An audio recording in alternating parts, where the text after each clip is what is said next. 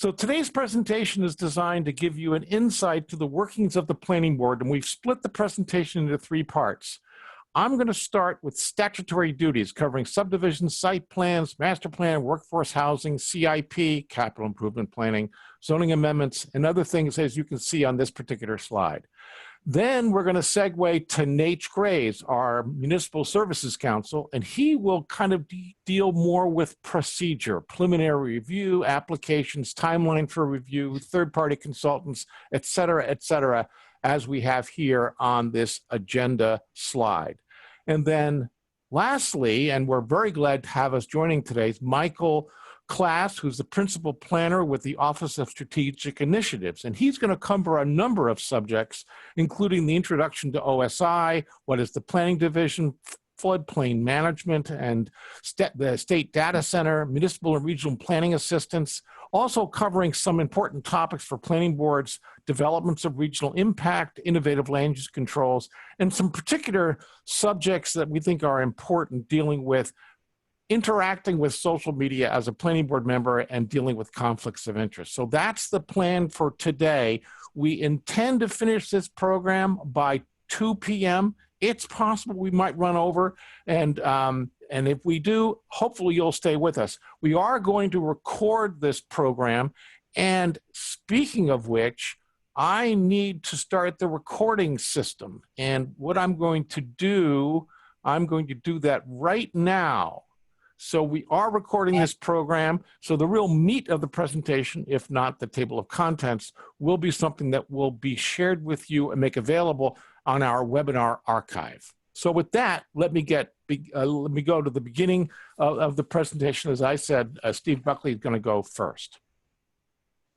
The first thing I want to do is to strongly encourage, whether you're a current planning board member or whether you're experienced or just joining the planning board member, please go to the Office of Strategic Initiatives website and get the planning board handbook. It's an invaluable resource. We give you the URL, which should be clickable here, so you can actually access it if you wanted to during this presentation.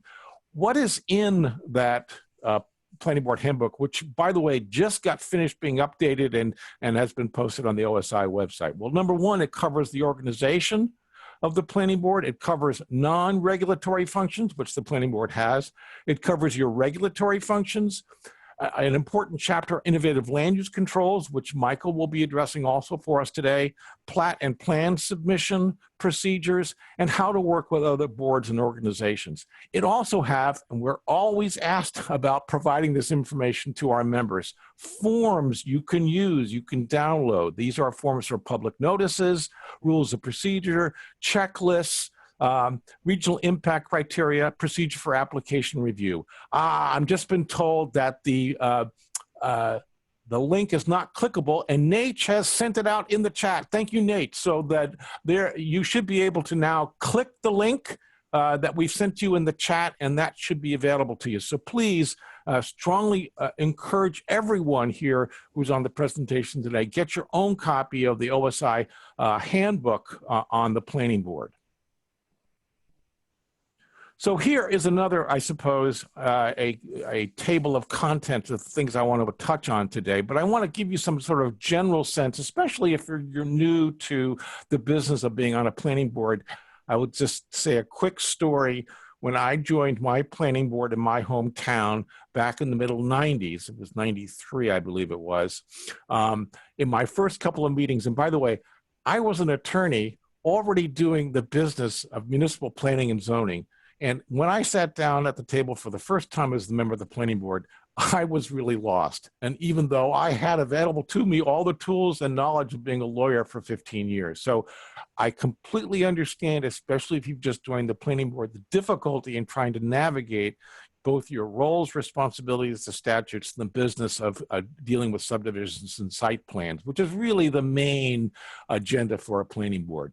But I want to start out by just giving you a general idea. There are, the first 3 items on this list here, the master plan, the capital improvements planning process, and recommended zoning ordinance and amendments.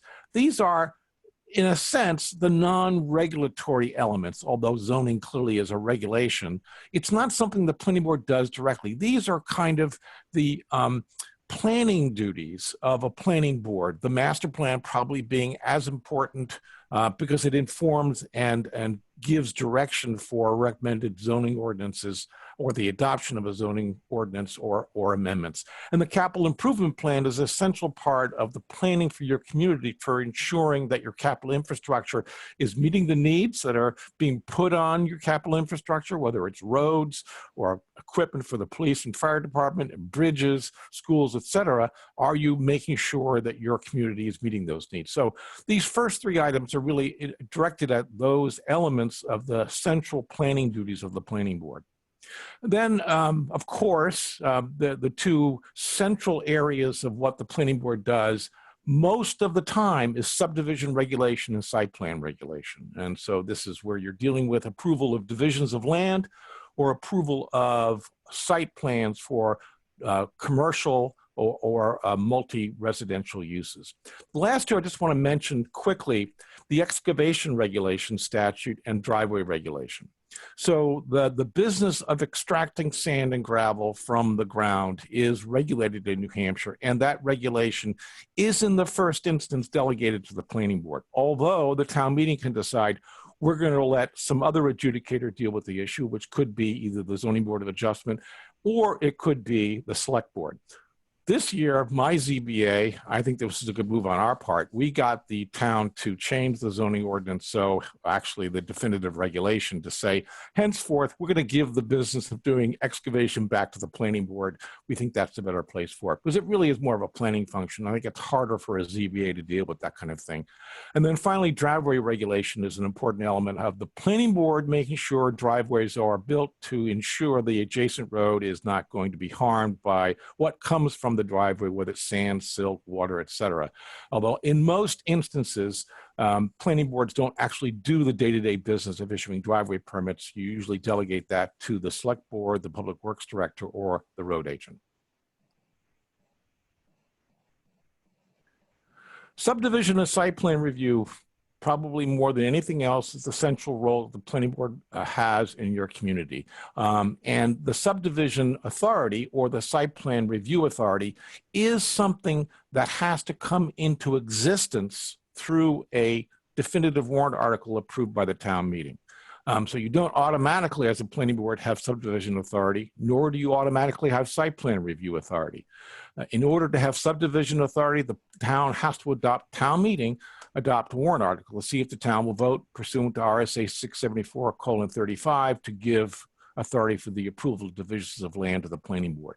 When you do that, and when it had been done, or as a new and improved way that you're doing it, I would encourage towns to also think about saying in that definitive warrant article, which you could say as a supplement to what authority you already have, that the planning board can also require preliminary review of subdivisions.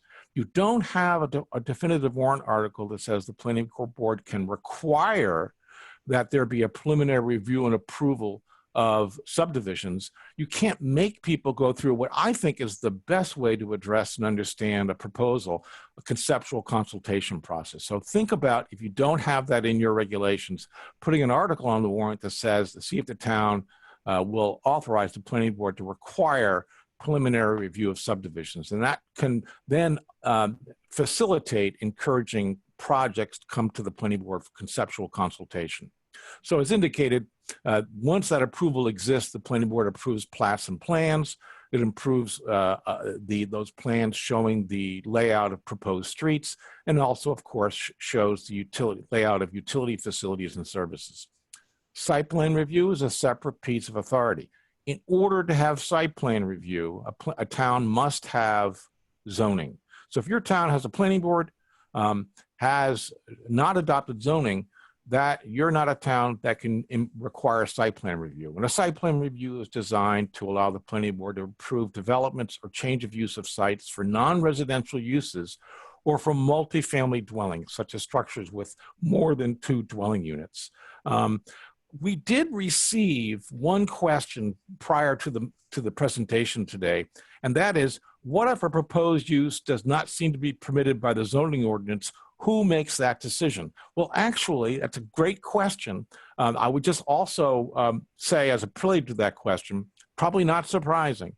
When the planning board does subdivision and site plan review, one cardinal absolute binding rule is the planning board could never approve a subdivision or a site plan that does not comply with the underlying zoning ordinance. The town meeting controls the districting and the dimensional requirements of your zoning ordinance, and the planning board is obligated to abide by those statements as to what is permitted uses and how the uses are going to be maintained and used within your community. But when a plan comes to the planning board and there is doubt as to whether or not the use conforms to the zoning ordinance, it's the planning board that has to make that initial decision. And if the planning board makes a decision that an abutter doesn't agree with, or the applicant doesn't agree with, i.e. the planning board says this isn't a permitted use, or this use doesn't conform to the zoning ordinance, that's a decision by a code enforcement officer, in effect. That's what the planning board is at that stage, and that decision can be appealed to the Zoning Board of Adjustment. And there's a process that's described in the RSAs for how that is done, to appeal directly to the ZBA, a decision by the planning board. So keep that in mind. And I guess in answer to the questioning party is, if the planning board has to make a decision like that, does this proposed subdivision or site plan comply with zoning? The planning board is obligated to make that decision, and if someone disagrees with it, the decision can be appealed to the Zoning Board of Adjustment.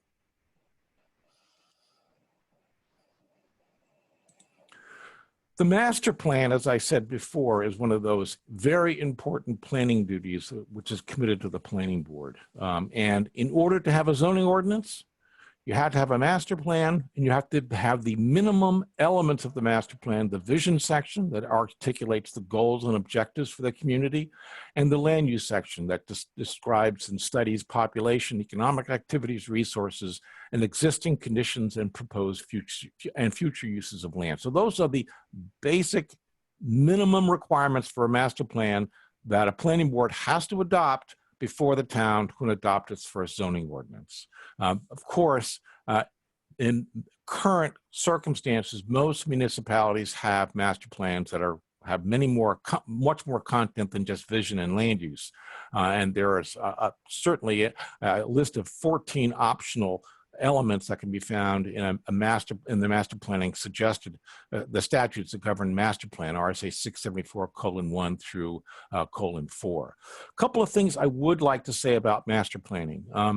The statute doesn't require, but recommends that revisions to your master plan be done every 5 to 10 years. It's not required, but certainly if your master plan is older than 10 years, there may be elements of your zoning ordinance that are really not congruent with your master plan, and there's a need to really harmonize how the master plan reflects what the community is doing or plans to do in the future. So it's probably a good idea to be seriously thinking about getting a master plan update after at least 5 years, perhaps no later than 10 years.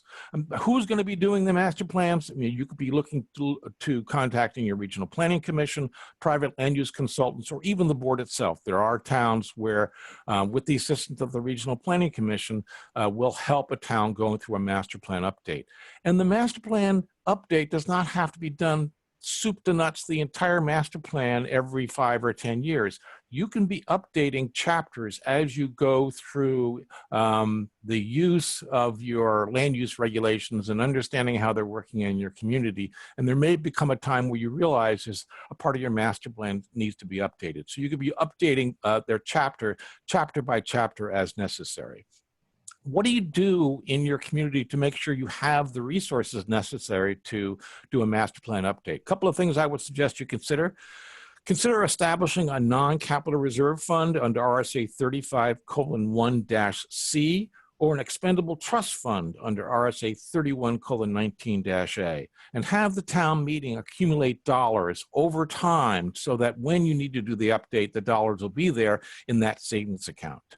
Last thing I want to say about master plans is a master plan is not regulatory. It really can't be used to deny a use. So there was a case, Rancourt versus Bornstead, where the master plan projected the ability of the town to absorb growth by the number of building permits per year. And the planning board said, we're going to use that as a measure of what we can approve for a project. And when a project exceeded those expected new dwelling units, the planning board denied the subdivision, and the Supreme Court said, no, that's not the purpose of a master plan. It's not intended to be regulatory. It is intended to be, a vision of what the community wishes to achieve in the future. Finally, I would just say and be reminded that your master plan is adopted after a public hearing, and once adopted, you have to certify it. All the planning board members have to sign a certification of approval and then record, that is, deliver that certified adopted master plan to the town clerk. There's been a lot of discussion recently, deservedly so, about the critical lack of housing for workers in our state. So it bears reminding planning board members and those who interact with the planning board, there is a workforce housing statute in New Hampshire, has been in existence for 10 years, and it is designed to ensure that there is adequate room in every community for the development of housing for the low and moderate income. What I would point out to you, because part of the slide information here is trying to ascertain how does your municipality meet its obligation to have its fair share of workforce housing. And one thing that you should know is that the regional planning commissions are called upon every 5 years to do a regional housing needs assessment. So you can turn to your regional planning commission to look for documentation of what is the regional housing needs assessment, where your community is located, what region you're in within one of the 9 regional planning commissions. Sometimes those documents give you kind of general guidelines on how to address the regional need for workforce housing. Sometimes they're more specific as to, are there actually, in fact, when I was on my planning board, my regional planning board actually told us we have a target obligation to provide workforce housing by a certain number of missing units. So it may depend on your regional planning commission as that is handled. So the other thing I would just mention about the workforce housing statute, other than as described in the slide here, what is considered affordable? It's affordable for housing for sale, so that a household of income of no more than 100% of the median income for a 4-person household, the median income is a specific statistical number which is generated actually on a yearly basis by the New Hampshire Housing Finance. New Hampshire Housing has those numbers on their housing information section of their website. So that's affordable housing for those who are buying it. Housing that is rental affordable housing is affordable to a household with an income of no more than 60% of the median income for a 3-person household. Generally speaking, the way the workforce housing statute is supposed to work has worked, because I actually handled a piece of workforce housing litigation involving one of the towns I represented a number of years ago. It's designed to have an interactive process between the planning board, and it also could be the ZBA. Are there land use approvals that have been issued by that board which impede the ability of the developer to provide that housing at an affordable price?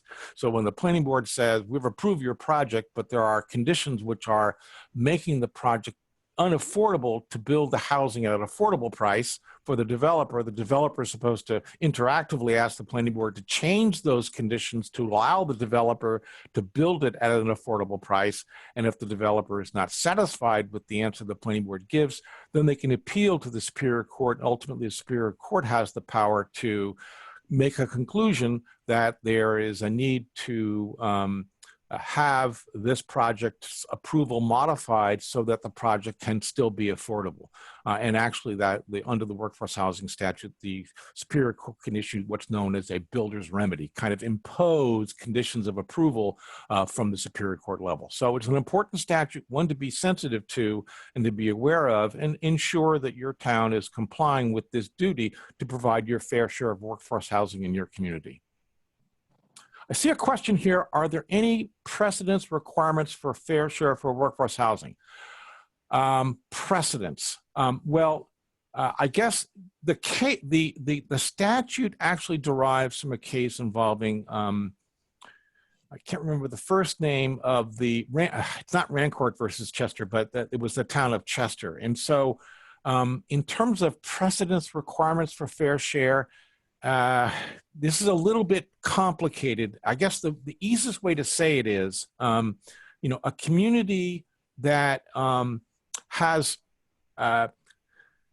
meets its obligation when the housing in your community is considered affordable for those, as I've indicated here, for who are either buying it or for rental. So the best way for me to answer that question is, there was a Superior Court decision. I was involved with it. It was issued by a Superior Court judge in Merrimack County.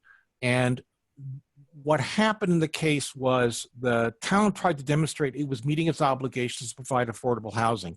And so the building inspector went through all the assessment data in the assessment files of the town assessor and the tax collector's records. And the building inspector was able to demonstrate that when you looked at the assessed value of homes, there were many numbers of homes that were assessed at a value which suggested that when it compared to all the community is in the region, that's all the towns that were abutting Hooksett, that Hooksett was the community that the case was about.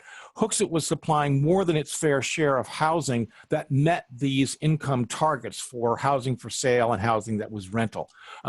It's a little more complicated than that, but that is kind of how the town was able to demonstrate we have a fair amount, our fair share of workforce housing, so the ZBA's decision, which was under appeal, was not had to be modified. Next question is, can appeals also now be made to the Housing Appeals Board? That is correct. So on any matter that comes before a land use board that involves housing, and that could be a ZBA decision or a planning board decision, housing related decisions can now either go to the Housing Appeals Board or to the Superior Court. So that is two ways in which those who want to adjudicate questions about our housing applications not being treated correctly, they can now either go to the Superior Court or to the Housing Appeals Board. Capital improvements plan, again, is one of those other planning elements of what the planning board does on a yearly, hopefully, basis or less frequently basis, so that the CIP is designed to aid those who make budgeting decisions, which are usually, in the first instance, the town manager and departments in consultation with the select board and/or the select, and then the select board in consultation with the budget committee, suggest ways in which the town should be setting aside dollars, hopefully in capital improvement, capital improvement plans and a CIP, and I'm drawing a blank on the name of these capital reserve funds or non-capital reserve funds, where the town saves dollars to help make sure when it is necessary to buy that new fire truck or buy more police cars or improve certain roads, the dollars are there without having to cause a radical jump in the tax rate on a year-to-year basis. It's meant the really capital improvement planning, the best type of capital improvement plan, ensures that we're managing the slow need to either improve the capital infrastructure or replace things that wear out on a regular basis. But a CIP is not intended to be a regulatory document. There's not a basis in the statute, and the Supreme Court decision in Zukas versus Fitzwilliam made very clear a town cannot use a CIP to deny a subdivision application. And a CIP isn't required to be in place for a community that wishes to adopt impact fees or growth management. So the capital improvement process starts with the town meeting says, yes, we want a CIP program. And in that instance, it's automatically delegated to the planning board to do the CIP, although many towns are moving to having capital improvement planning done by a CIP planning committee, which is made up of those who are appointed by the select board, and of course, the statute requires that at least one member of the planning board be on the CIP planning committee. Zoning amendments are really the other part, from my point of view, of the planning elements of what a town does, a planning board does in this, in the zoning and planning statute. So you do master plans, you do CIPs, and I also think as part of that planning process, certainly the idea here is to implement the theories of the master plan. The planning board is given the jurisdiction to do zoning amendments. I do have a question here. Are vehicles for police, fire, and DPW considered durable or consumable? Typically, and I suppose with police vehicles, it may be less certain they fall into this category, but one definition of a capital improvement would be a piece of equipment or a building that has a useful life of at least 5 years and typically has a value of anywhere between $10,000 and $25,000. The CIP statute doesn't tell you how you define what is a capital improvement, but that's a common definition, having a useful life of at least 5 years and having a value of anywhere between $10,000 and $25,000. Now, of course, one could argue, because most police cars wear out sooner than 5 years, maybe the police department vehicles don't fall into that category of being a capital improvement. I'm not sure I agree with that. I think they certainly could be. And there are those who are chatting here that the town uses the CIP for police and fire vehicles. I think that's entirely appropriate.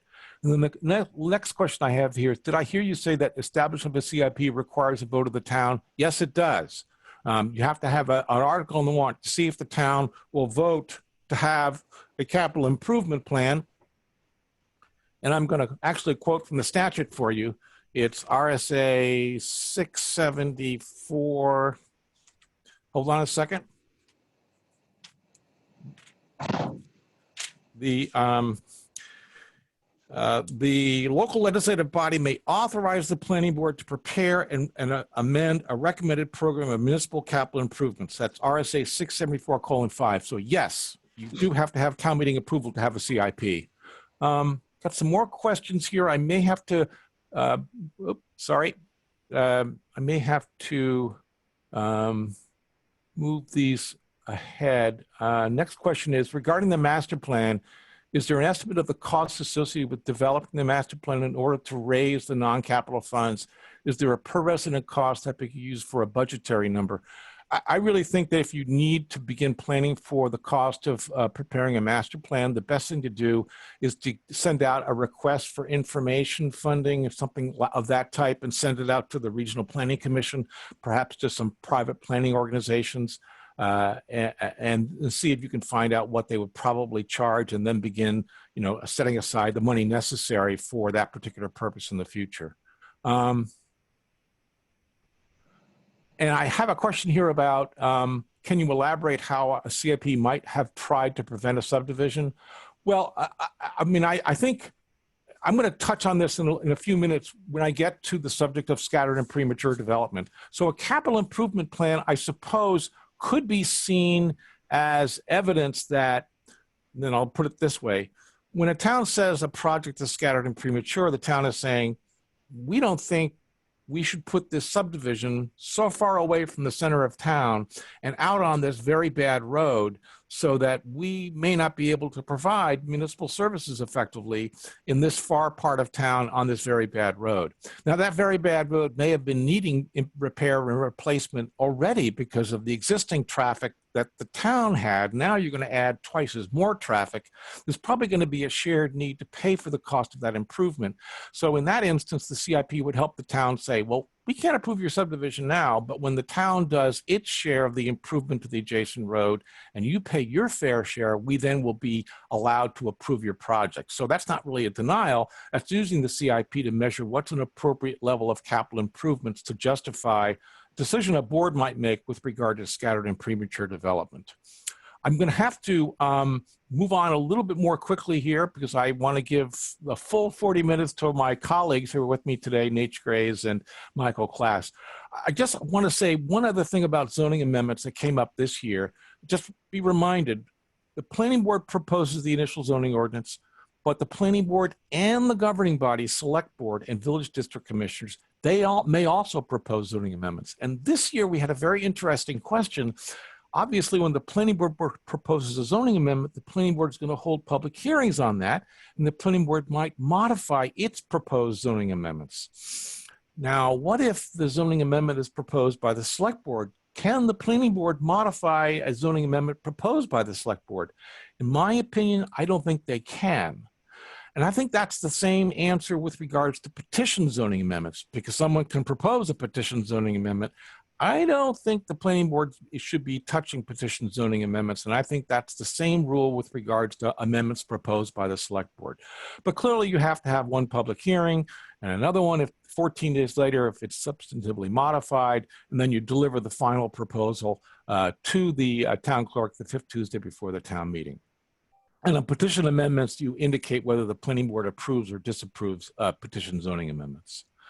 Improvements in unapproved streets, I'm not going to spend a lot of time on this. I just want to kind of emphasize the necessity of understanding that when you have a planning board under our 674-35 and having the authority to approve subdivisions, this also causes a change in the ability to permit improvements on unapproved streets. So even though 674:41 says you can't issue building permits on Class 6 roads, 674:40 also says once you have had a planning board established, the town cannot thereafter lay out as a highway unless the street has been previously opened as a legal street prior to converting planning board jurisdiction, or unless the proposed road and its lines and location are shown on an approval for a subdivision plan.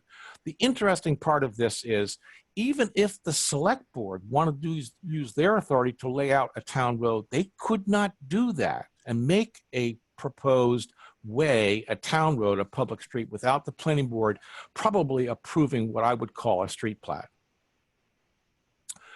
And to continue on with the same thing, planning boards and public streets, planning board has a lot of role with regards to public streets. The planning board approves subdivision roads, site plan roads, roads within a project for site plan approval. The planning board also should, and in most instances, your subdivision regulations and probably site plan have very detailed road construction standards. And one thing I would say on that issue, it's very important as much as possible that there be harmony between the town's road construction standards and the planning board's road construction standards.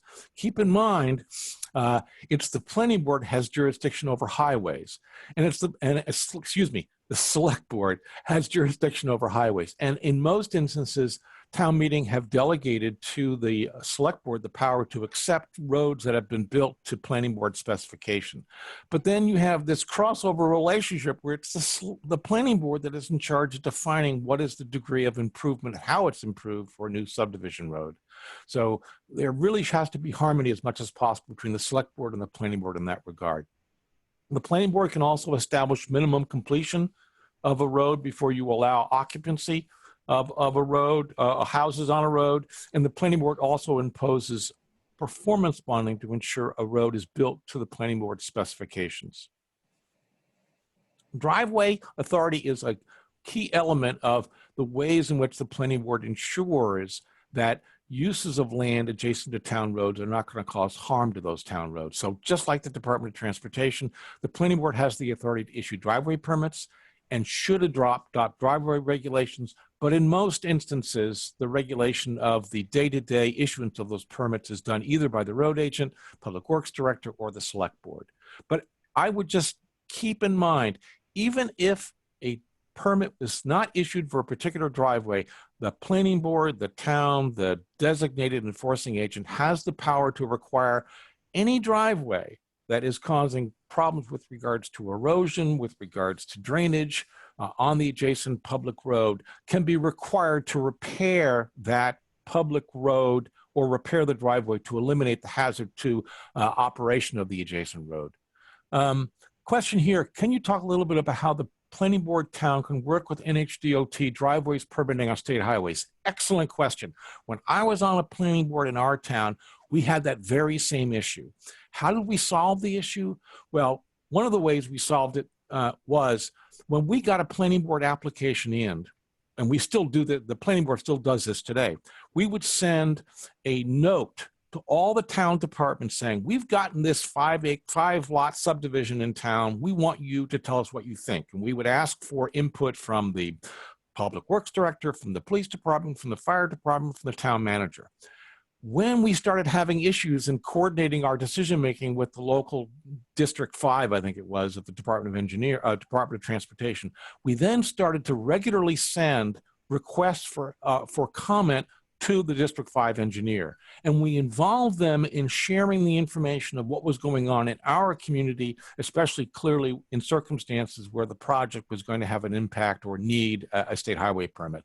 So that's how we solved the information flow. But the other way that we solved it is if a project requires, because the planning board can't approve a driveway permit on a state highway, but what you can do, and this is what we did on a number of occasions for projects on Route 3A, we would give a conditional approval and say, we're going to give you a conditional approval, but we're going to give you a final approval for this site plan until you get your permit from DOT. And when you get the permit from DOT, we will then look at that permit. If the permit has an impact on the things that we've previously approved, the site plan elements, we might modify the approval so that there's a harmony between the state driveway permit and our site plan approval.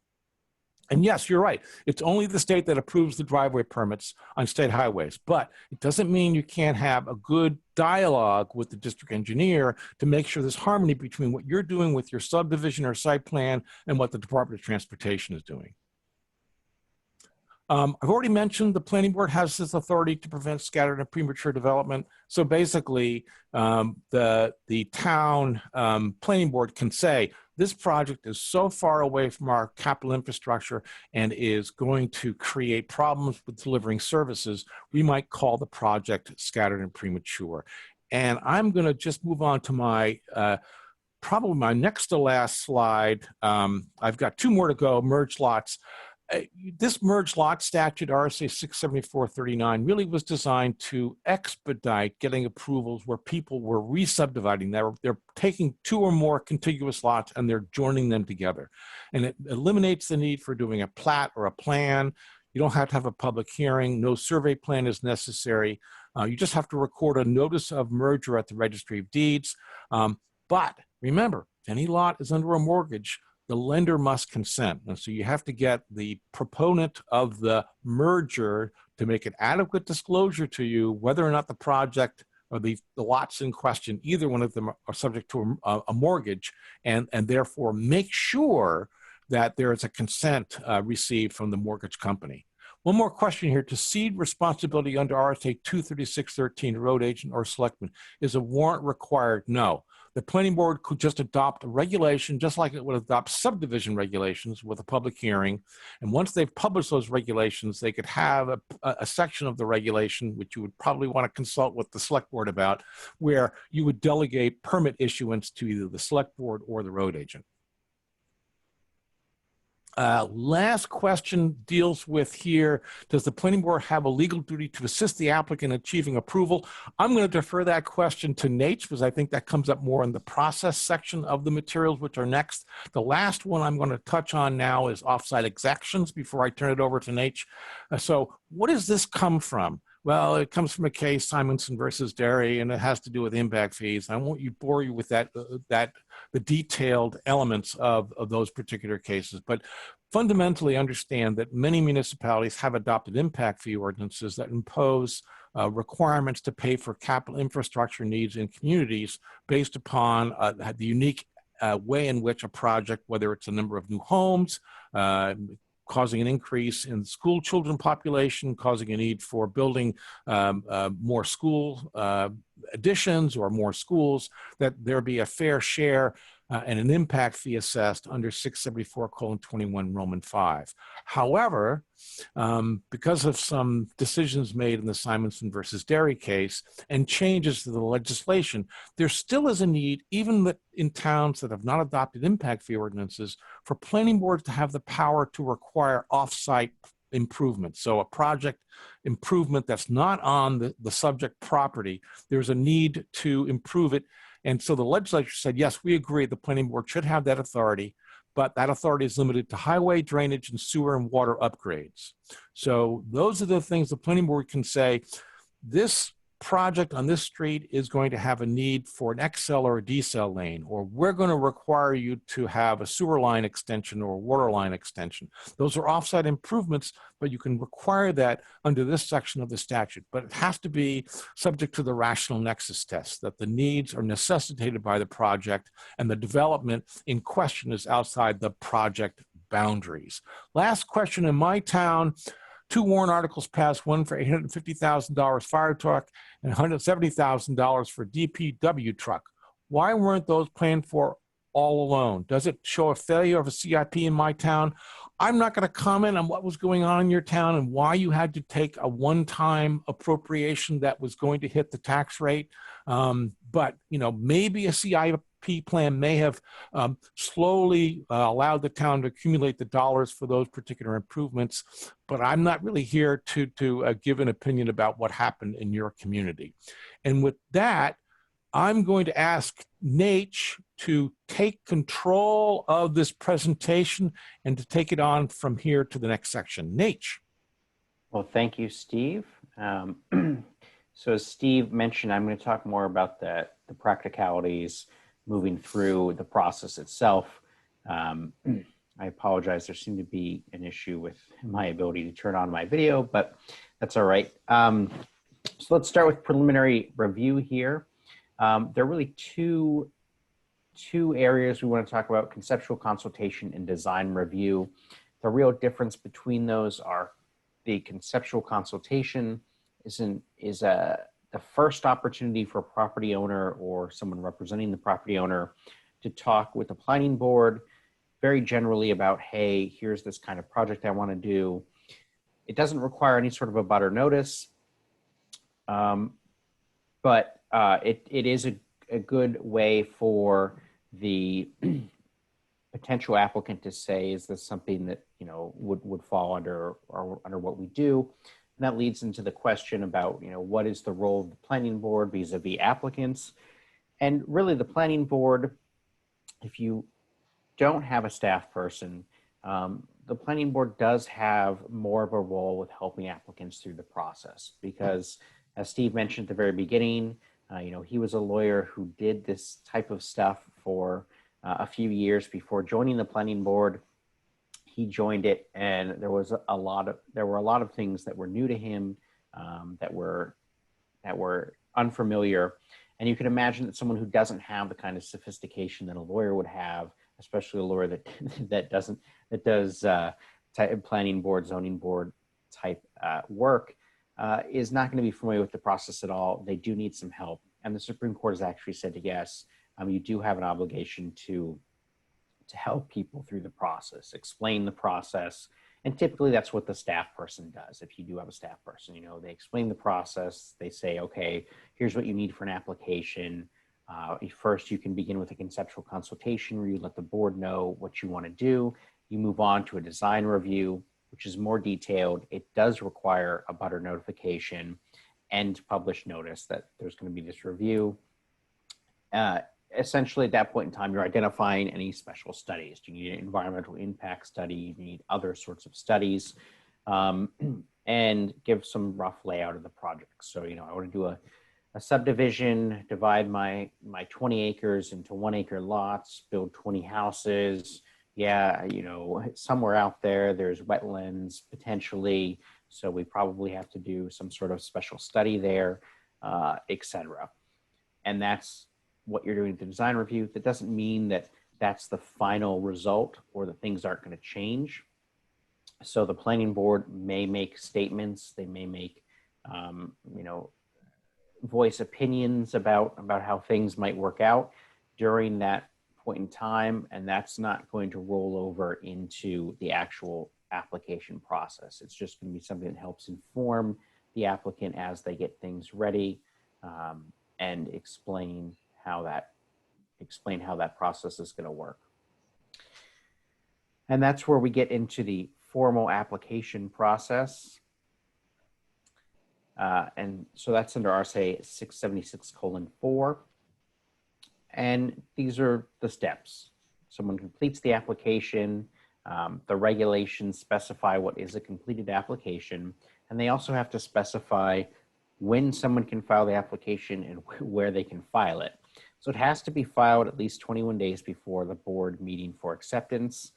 And at that board meeting, the board is going to review the application for completeness. They're only going to accept it if it is complete. If it's not complete, it gets rejected. There's no, then the person goes back, obviously has to complete it and does that. And the review has to be within 30 days of the acceptance. So typically what your regulations will specify is if you have a staff person, you will be able to submit the application to the staff person. It'll get forwarded to the next board meeting, assuming the board meeting is sufficiently far enough in advance that notice can go out to abutters. If there's no staff person, then typically what boards do is they say applications can only be submitted at a board meeting. And that way, the board can look at it at that point in time, can start going through the process, and there's no issue of deadlines not lining up. So that everyone knows where they are in the process, it's clearly explained, and the board ensures that it complies with all the deadlines that it needs to comply with. Additionally, you're going to have other information that goes along with the applications. You're going to have the fees and costs for any studies, and you're going to go through that process. If you, for some reason, didn't have a design review, but I would suggest that you do have a design review as well as a conceptual consultation process. But if for some reason you didn't, that's when you'd identify those special studies that need to be done and how those are going to work out.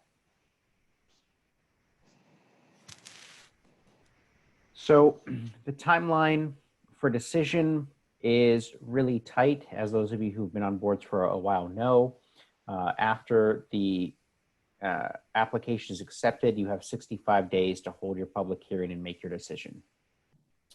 And that's why the preliminary consultation area is a good area, because there's no set time limit. So if someone has something that's really complicated or going to be very controversial, or it's in an area that could be very controversial or could require some sort of very detailed study that's going to take a long period of time, those are things that can come up during that preliminary consultation. There's no set time limit there. You have more time to work with the applicant, to hear about our concerns, to hear other involved persons' concerns, and address those. Once that application is submitted, and again, at least 21 days before the acceptance of the meeting, you have to send out the notice to the abutters and public at least 10 days before the acceptance. You can have the acceptance at the same time you actually have your public hearing. You just have to have enough time in there. And once you do have that public hearing, you have 5 business days to issue your written decision. If you don't issue the written decision within 5 business days, realistically what that does is it tolls the time against the town. And so that's not good. You should definitely try to stick within that 5 days. I see I have a couple questions here. So let's see here. Is it true that the owner has the option of allowing inspections by planning board, zoning enforcement officers, fire chiefs, etc., or not allowing entry once occupied? If so, is there recommended paperwork that could be used to have an applicant grant that access as needed when an application is submitted? So I think that goes to, you have a property, that property has some sort of, project is ongoing. Let's say it's an addition or something like that. And you need to have a review by some sort of code enforcement officer. If the building is occupied by someone who is leasing it, there's going to be different authority there, because the applicant presumably is working with the person who's leasing it, and they have to get their permission to allow those other people to enter and do the required inspections. Obviously, if as part of the process you need to do something like a fire code inspection, and the person doesn't let you on the property, that's going to fail. Their applications can get denied because they didn't go along with the required inspection. So it's really up to the applicant to put all their ducks in a row to allow those inspections to go forward. So that's how it works out for inspections. The onus is on the applicant.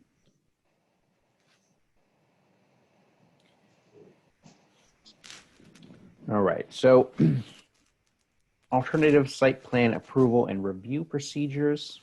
So the legislative body can authorize the planning board to delegate its site review powers for minor site plans to a committee of technically qualified administrators. So this would be, this is something that has to be defined by the legislative body itself, that they have to establish some sort of threshold of what qualifies as a minor site plan. You know, is it a, you know, how big of a change is something that is big enough that it would have to go up to the board itself. So as part of this, this is what happened in Rochester. And we just had a case, Martin versus Rochester, which came out involving the technical review group that was part of that. And one of the concern of the case was that the technical review group essentially received this information from the applicants. Then they provided advice to the applicants, and a summary of what that advice was written up and forwarded to the planning board. And the concern was that there was no access to those meetings. And of course, under the right to know law, you know, at any hearing or meeting, the public can just show up, sit there and see what's going on. That didn't occur in Rochester. It ended up going up to the New Hampshire Supreme Court, and the Supreme Court said that that was perfectly fine in this case, because the primary purpose was not to provide the appointing authority, the city manager, with advice or recommendations, and therefore didn't qualify as an advisory committee under the right to know law. But you do have to be careful here, because if you are setting up some sort of technical review group with employees at the town level, and the primary purpose is to provide advice to the planning board, or to provide you know, advice through this process to the municipality itself rather than the applicants, you may be running afoul. So it's a very fine line, but it's something that is important to note, because it goes back to that idea of the municipality does have some obligation to assist applicants with their projects, because they may not be familiar with everything they need to be familiar with, whether that's the fire code, building code, you know, et cetera, all of which entered into this technical review group. I see Steve is answering questions in the chat as I'm going through here. So if anything comes up that I need to address, Steve, just please pop on and let me know. All right, acceptance vesting. Essentially, this boils down to if the application is advanced to or past the design review stage, meaning to the point where the abutters and the public are being noticed, then any proposed changes to the zoning ordinance will not affect the project as long as the project is submitted to the board within 12 months. So typically you see this happening around December, November. People are starting to think ahead. They're thinking, what do I want to do in the spring? They come up with what their project is. They've talked to the planning board. Meanwhile, the planning board is working on zoning ordinance changes. Maybe the conversations have prompted the planning board to suggest a change to the zoning ordinance, but prior to them actually announcing that change, the applicant has either gotten to the design review stage or they've actually submitted the application, in which case the old rules apply. At that point in time, you know, as long as they get to the application stage within 12 months, the old rules are still going to apply. That's something we see a lot at legal inquiries, as I said, around December. especially with boards that have significant turnover, because that's when we see these questions pop up. It's also important to note that everybody gets one bite at the apple. And what I mean by that is that the planning board, much like the zoning board, is a quasi-judicial body in its decision-making process. You know, you don't want to go before a board that's biased. You know, if the members of the board are already against, for example, any applications that would impact wetland areas throughout the town, and they just habitually deny those, you know, that's a biased board. You're not going to get a fair hearing, and that's not allowed. You have to be quasi-judicial. You have to be in the same capacity as a judge. You have to be fair and unbiased. And so when someone submits an application, the kind of logical end result of being unbiased is that whatever the decision is ultimately is the decision that stands. So if they submit an application for a project, it goes through the process, it gets denied, that's it, it's done. You know, they can appeal it, but once the judge makes the decision, that's the decision.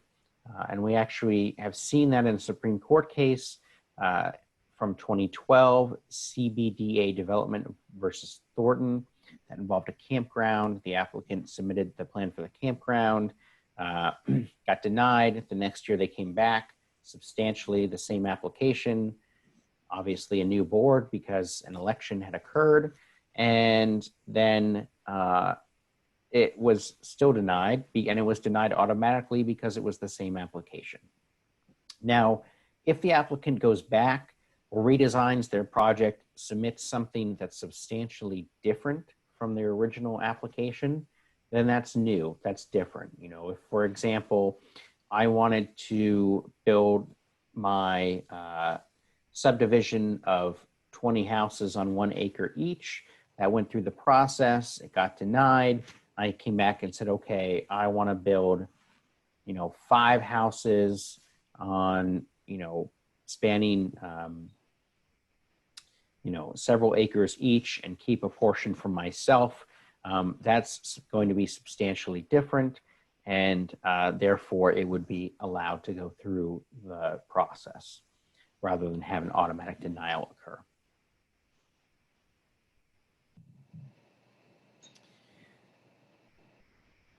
All right, third-party consultants. So we have, it's important when we're talking about third-party consultants to recognize that you as the planning board might require some consultants, and then the ZBA separately might require some consultants, and the two of you can't substantially duplicate each other. So, for example, if some sort of consultant is needed for a variance and is going to provide advice on basically the same area as you want for the planning board, you're going to have to get the information from the ZBA from that consultant. The applicant can't be required to pay for 2 different consultants for the same thing. That's something that has happened in the past. The law has been clarified to ensure that this does not occur. And of course, what you got from that was the applicant is paying for these things. So you can imagine that you know, abutters who don't like a project are going to ask for these review processes. If the board thinks they're a good idea, perhaps engage with these third-party consultants, and the costs can add up quite rapidly and quite quickly. And it's important that if you are doing this, and the board is actually fronting the money for these consultants, that you're keeping careful records of the expenses. The applicant is going to have to be able to see those receipts if reimbursement is being required. And additionally, it's also important to keep those receipts because it's possible the applicant is going to want a different consultant, especially if they're finding out that the consultant that's been hired by the board is charging substantially more than this fair market value for whatever that service is. I went too far here. All right, so now that you've figured out, the application itself that's been accepted, you've had your consultants and your studies done, you've made sure that this is a different application than any you've received before, and you know under what zoning ordinance you are proceeding, you're going to have the public hearing itself. And at that public hearing, you're going to hear from the public. You're going to hear from the applicant who's going to say, here's what I want to do. Here's, the outlines of the project, and here's more detailed information in the application. You're going to hear from the abutters who probably don't like the project. That's just how it is. And you're going to hear others with a direct interest. So maybe someone has an easement, if this is, Blackacre and Whiteacre is behind it, it's landlocked, and there's an easement that the residents of Whiteacre can use to drive over Blackacre to get to whatever the public road is. They have a direct interest. They might come in and say, hey, this project is going to interfere with our easement, blah, blah, blah, blah. And others who are permitted by the board might speak as well. I think in most cases, the board just opens it up to residents, and residents can talk there and describe what their opinions are. Now, it's important to impartially follow the rules of procedure. Obviously, planning boards are required to have rules of procedure. It's one of the few areas which are, but it's very important to have those in place and have them followed impartially. Because if you're giving, somebody 10 minutes to speak and then the next person 3 minutes to speak because you disagree with them, that's not going to end well if it gets appealed. So you have to make sure that each and every aspect is followed. One of the more contentious areas that we often get questions about are site visits. Yes, site visits are public meetings. So if there is a site visit and the public decides to show up, they can come in and they can see whatever it is that needs to be seen. So that's something that surprises a lot of boards and a lot of board members and a lot of applicants is that, yes, by putting this application in front of the board, if the board decides they need a site visit, that's going to result in potentially the public at large coming and walking through your construction area. So you need to plan for that if you're an applicant. And lastly, I mentioned Riggins rules. So Riggins rules are I would say briefer set of rules for how to conduct a meeting and how to conduct yourself as a board member. As part of that meeting, we do separate trainings on that. It is a good idea generally to follow common sense, and that's what these rules are all arranged about. So, use the board member are the judge, so you're being impartial as possible. You're interacting with members of the public and applicants, abutters, etc., as impartially as possible, because you're sitting there as the judge. Meanwhile, you also have the obligation, especially if you're the chair, to try to control what's happening out there in the crowd to the extent that you can do so. And it is important to figure out how to do that well in advance of your public hearing.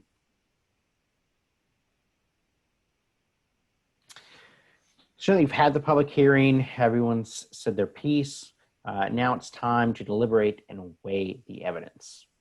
You don't have to make your decision at the close of the public hearing, but it is important that if any board member has anything that they want information about, they receive that information prior to closing the public hearing. So it's a good idea at the end to ask board members, is there anything that anyone here can provide that would help you in your decision-making process? As long as everyone says no, you close the hearing and you can decide either to deliberate that day or you can all go to your respective homes think about it, come back to the next public meeting, and have your decision-making process occur. If you are making decisions, you know, at a later meeting, or even if you're going to have them at that meeting, it's important to avoid anything that would give the appearance of impropriety. So, you know, if you see the applicant at the grocery store, you know, it's okay to say hi in passing, but standing there having a long conversation, you know what's going to happen is, especially if you're in a small town and you have one grocery store, one of the abutters is going to walk up sooner or later, see that conversation, think, oh my God, they're deciding about the application. They're going to talk about the application, even if you don't intend on doing so. And they're going to make that accusation, and things are going to be very uncomfortable in town for a while. You should know that, of course, you can rely on your personal knowledge of the area, and you don't have to accept the conclusions of any experts that came and testified. But remember that you are sitting as a judge, and a judge has to consider the evidence presented by experts if there's no contrary evidence presented at the hearing. And if you do rely on your own personal knowledge, you have to explain that as part of your written decision. So for example, you know, I drive down Main Street every day. I've done it for 40 years. I know this intersection. I know, you know, every car that goes by, and, you know, that's has to be part of the written decision so that it's explained there. And you should bring up that information while the expert's testifying, or in some context at the public hearing, so that you know, it's there in the record, as well as there's the applicant or whoever has presented the expert has the opportunity to rebut that if that's possible. Now, I see that we have a question here. If you close a public hearing, can you reopen it at a subsequent meeting? Yes, you can, but you have to provide notice. So if you are having a public hearing and it's getting late into the night and you say, okay, it's late into the night, we're going to continue this hearing to another date and time certain, you can do so. That's not an issue. But if you close the hearing, you know, people start filtering out, and one of the board members said, you know, we didn't actually talk about that environmental study that I thought we were going to talk about. I want to hear about that. And then you all decide as a board, well, we need to hear on that. Now you have to renotice that hearing. You have to notice everyone to that hearing, and you can have that subsequent hearing if necessary. All right, let's talk a little bit more about experts, because this is a fairly new opinion in Dartmouth versus Hanover, and it's a fairly controversial decision by the New Hampshire Supreme Court. But I think it really goes to that idea I explained earlier, which is that you as a board member sitting as a judge, and how the judge operates with expert opinions. Essentially what this case said was that you can't disagree with unanimous experts. So in this case, the abutters to the project complained that the multi-story building was going to block out the sun, and there were going to be effects of light upon their houses. And Dartmouth presented an expert study done of light and shadow casting. And the board said, well, that's a very nice study, but we don't believe it. So there was nothing besides the planning board's kind of just opinion without evidence that wasn't going to be the case. It went up to the Supreme Court, and the Supreme Court said, no, no, no. If you have an expert, that's the only expert. There's nothing else in the record. And you only have kind of your opinion of, well, I've been around tall buildings before and they shade things. That's not enough to refute that expert evidence. You have to put aside that lay opinion and actually go with what the expert says. And of course, they reiterated that you as a planning board member are acting as a judge, so you have to be impartial. You can't supplant the specific rules that control a situation with your personal feelings. And, but as I said, there is that little area where, you with your personal experience with this specific situation, your long time existence in the town, you're going by this area every day, and putting that into the record may be able to allow you to rely on that as well. Now, once the decision has been made, it has to be written down, and a written decision is specifically required in the statutes. And of course, the reason for that is fairly obvious, or it should be, which is, one, it makes sure that everyone understands what the decision is. And two, if anybody has a problem with what that decision is, they can appeal it to the next layer of the judicial or quasi-judicial process. And as part of that, that next court, so to speak, will understand what it is that was done below. What the evidence was that you saw and how you applied the zoning ordinance to the facts as presented. As part of that written notice of decision, you can do what is called a conditional approval. I know I'm speeding through things here, but I have 4 slides left. And I know I'm supposed to turn things over to Michael very soon. But the conditional approval essentially is what you think it is that you can either approve something outright, you can disapprove it, which means you deny it, or you can do what is a conditional approval. You put conditions on the approval. We allow you to do your project, but you have to meet conditions X, Y, and Z. It's important to remember as part of this that during that conversation with the applicant leading up to the decision process, the applicant might promise some things. I'm going to plant some shrubs. That's always my intent, and the shrubs will block the view for the neighbors, blah, blah, blah, blah. And some of those things won't make it into the conditional approval. Those things are not enforceable by the board or by anyone. They just said they're going to plant shrubs, but it's not part of the conditional approval. It's not part of the conditional approval, and therefore it's not enforceable. The representations have to be actually made one of the conditions in order to be enforceable. And the conditions have to reasonably relate to ensuring compliance with whatever the relevant criteria are. You can't just, make people do things on their property because you want to. So for example, you can't just decide that, all the houses in the subdivision have to be painted teal because you on the board all like teal. It has to be relevant to the criteria and whatever that might be.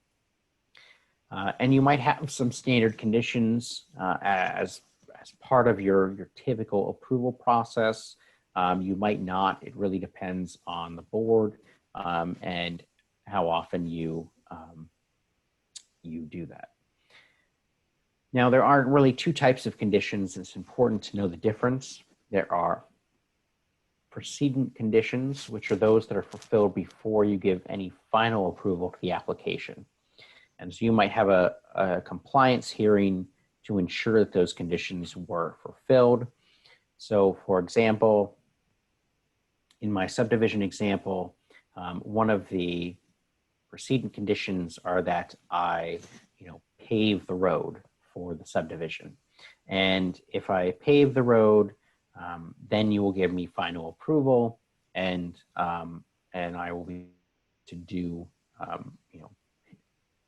basically have finished the project. Now, there are also subsequent conditions, which are things that are going to occur after final approval. A good example might be my shrubs. I said I'll plant shrubs to block the view for the neighbors. You put that as one of the conditions. Obviously, shrubs are going to be one of the last things that are done because all the buildings have to go up, all the paving has to be done before I put those in. And it turns out that I don't actually do that. Well, at that point in time, the planning board doesn't have any power to do anything because you've already done your final approval.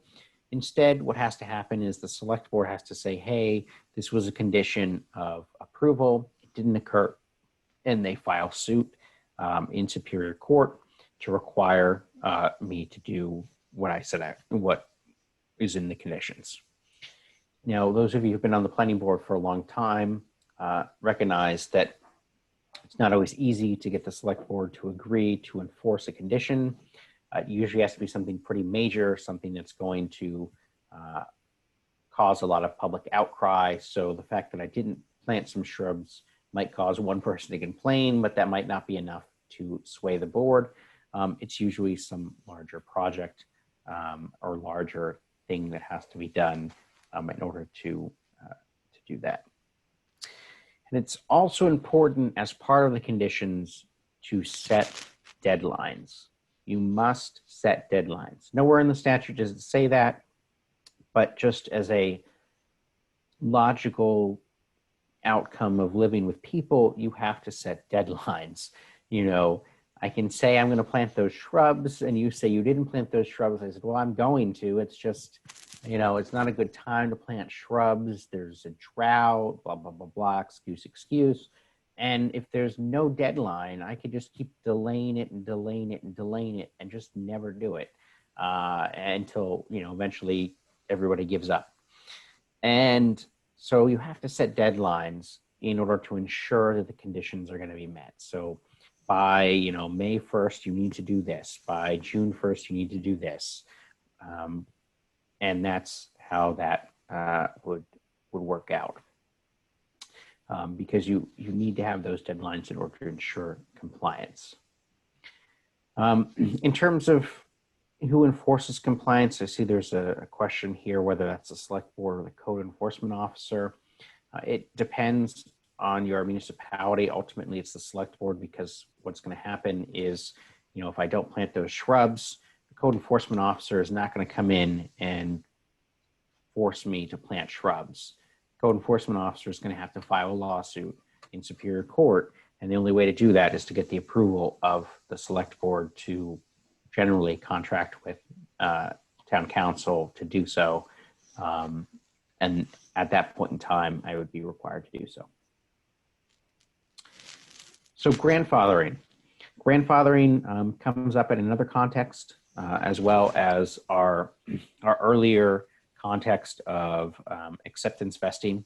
It also comes up in the context of what happens if there's a change in zoning after I'm through the process. And that's essentially what happens is that if I get approved, the zoning changes, it would impact what I want to do. And I'm already through the planning board process. As long as I have some sort of active and substantial development within 24 months, I get a 5-year exemption from the zoning ordinance change. Now, what active and substantial development means is not defined by the statute, and in fact, it has to be defined by the planning board regulations. It has to be defined in order to be enforceable, otherwise anything qualifies. So if I do anything, it will be active and substantial as long as it's done within 24 months. And then I have 5 years to complete my project under the old zoning ordinance. And that is usually not very good for the town because, as often happens, it'll be a multi-phase subdivision where they'll do part of phase 1 and then not do part of phase 2. So I have a question here about conceptual review is excluded from being grandfathered in. So Yes, the conceptual consultation is not part of the grandfathering because at that point in time, you're not noticing the abutters. You're just having a general conversation about a potential project. Once you get to the design review phase, you're noticing the abutters, you're having the public notice, you're in the process where it's costing someone money. At that point in time, you are grandfathering in the person. Can an applicant withdraw an application after jurisdiction is taken if they think it will be denied? Yes, an applicant could withdraw an application. They're not committed to doing whatever the project is. If they think it will be, if they don't think that it's going to pass, you should probably have something in your planning board regulations about withdrawals and what, if any, effect those have. Generally, it's not much of a problem, but I do know in some municipalities, they have some developers who are serial withdrawers, where they will submit an application, kind of wait and hear what people have to say, withdraw it, then submit substantially the same application. So you just have to be careful about those. I don't think those are very common, but it is something to note. Second to last slide here for me, and then I'm turning it over to Michael. So the Housing Appeals Board is now in effect. I don't believe they just heard their first case. I can't remember. In any case, it went into effect last year. This New Hampshire Supreme Court appoints the 3 members. They've appointed 2 so far. And it's basically an alternative route to a Superior Court appeal. It's frankly too early to make any predictions about what the long-term result of this will be. There's legislation currently being considered that would repeal the Housing Appeals Board. Meanwhile, the Housing Appeals Board is working on all of the things they have to do to set up their process, as well as actually go forward with it. So it's a little early to tell you exactly how that's going to work out, but hopefully by the time we do this next year, we'll have some case decisions and we'll have some idea of the direction that is taking. And they do have a website, and so you can look that up. It's also linked in the PDF of the PowerPoint. So the appeal process prior to the Housing Appeals Board, and also as the kind of default process, is a Superior Court appeal.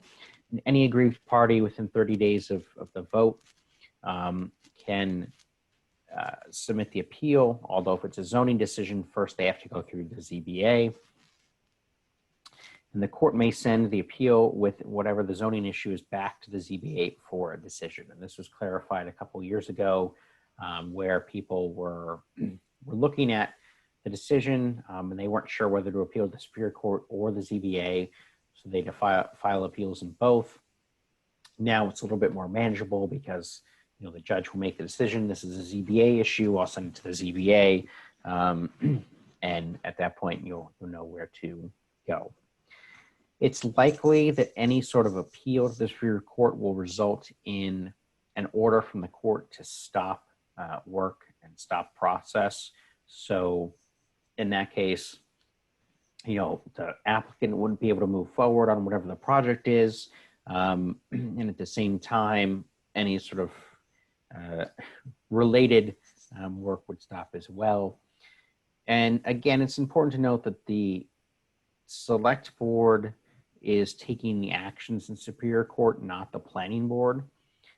So when the town is going to be involved, town council is going to be talking to the select board and making decisions with the select board, not with the planning board. Hopefully the select board is consulting with the planning board as necessary, but that's not always the case. It depends on the town and the relationship between those 2 boards. And that is a lot of what goes into municipal government, isn't it? And so with that, I am going to give up control here and let Michael Klass take over to tell you a little bit more about OSI and his section of the presentation. Good afternoon, everyone. Let me just get control here. All right, so let's see. There we go. So thanks, everyone. Again, my name is Michael Klass. I am a planner at the Office of Strategic Initiatives, and it looks like my video is not working either, so I apologize for that. I'll start by just sort of noting or observing that every time I sit through one of these, I take a little bit more away from here or there, or depending on the speaker and what they say, their perspective. And I just note that for folks that might be new members, you know, not everybody's a lawyer, not everybody's been doing this for decades, and that doesn't mean that you're not going to be a good member and that you don't actually bring a perspective that might be appreciated. So I've heard that in the past, and I just want to sort of, if that makes anybody feel better, then good. Now that Natch and Steve have covered the substance of what planning boards do, I'm going to pivot slightly. I'm going to start with introducing the Office of Strategic Initiatives Planning Division, which I think provides valuable resources for local land use boards, including planning boards. Second, I'm going to touch upon several issues that are important to planning boards and that arise frequently, and those consist of developments of regional impact, which are informally referred to as DRIs, innovative land use controls, and conflicts of interest. So this slide sort of indicates the composition of the planning division. There's 5 programs. The Conservation Land Stewardship Program monitors state-held easement interests. And then I'll be talking about the last 4, floodplain management, GIS, state data center, and the Municipal and Regional Planning Program. It is notable that the office does have a whole other side, the Energy Division. They develop state energy policy, and they administer some pretty sizable state and federal programs. Now, those are outside of the scope of today. So today we'll really just be focusing on the planning division. Looks like there's a couple questions here. And I see they're on zoning amendments. So maybe Natch or Steve can address those in the chat while I move on. So moving forward, if I can, there we go. Start with the floodplain management program. This program in our office is in charge of managing the National Flood Insurance Program. It's a federal program in which communities agree to adopt and enforce floodplain ordinances in return for the ability to purchase flood insurance. Most of the state participates in that program, 93% of the communities. And the goal is really to help promote sound land use planning techniques and reducing flood loss. Now I think this program is notable because of how often it flies under the radar to the detriment of communities. So it's just important to realize that that the communities that are participants in this program, the regulations must be complied with for development within the floodplains as mapped by FEMA. As it specifically relates to planning boards, there is some magic language that needs to be put in subdivision and site plan regulations. It's a little too verbose to read here, but it goes essentially to the application requirements for floodplain development. So I urge you to check in with the floodplain management program for model ordinances, technical guidance, other resources for municipal officials. There's a very active training program there, and they also provide updates on FEMA mapping, which is important. Moving on, if I can, I apologize, I'm having a hard time hitting that button there. The state data center. This is essentially helping disseminate census data. Demographics are a big issue these days, the graying of the state, not to mention the census that was just completed. So anytime that you're looking for assistance with census data, you can reach out to the SDC. They send out 2 surveys a year, a group quarter survey and a building permit survey. And I urge folks to respond to those. We fully acknowledge that sometimes the surveys, they take time and none of us have enough of that, but it is important. The population estimates are conducted annually. They're required by law, and they're used in conjunction with the meals and rooms tax distribution. So those are important. There's some self-interest there. The population projections are done in concert with the regional planning commissions. They look forward 25 to 30 years. The most recent one was conducted in 2016. So again, contact the SDC with questions about demographic or census data. All right, the Municipal and Regional Planning Assistance Program, that's the program that I mostly work with. We provide general assistance to anyone really on land use, development, and municipal planning requests. And I'll say here that we talk to anybody. You know, I think everybody, we all have our own biases and our own worldviews, but you know, I get a call from abutters, I get a call from applicants, I get a call from board members, we get calls from municipal officials and elected officials, and other than sort of espousing sound planning processes and sort of helping explain the process, we don't really have a dog in a fight. And I think that it's good. You know, we don't work for, you know, we work for you all. So we're really here to answer any questions that we have. If we can't answer you, we'll tell you that. We don't provide legal advice, but we can be a valuable tool in the process. You know, we do provide, you know, we work with various partners, including NHMA, as evident by my participation here in guidance and trainings.